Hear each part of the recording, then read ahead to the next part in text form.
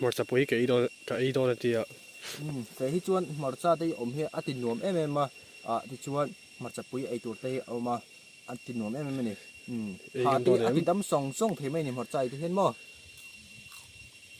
ngâm sắc sắc rồi tùy ông biết là nhiều tùy thì lệ sung Hmarchapui jo tui takan tui tak lấy thì đó em bảo sẽ là ai to cho này là mẹ turin đặt thằng mày không khơi một mét là vẫn xin lôi mít đi khơi đàn hai tụi nhưng mà tí kia lẩu mà cả lầu vé tư ngâm khúc mấy âu yếm bốc xem một lại ui ông lâu hay tắm mấy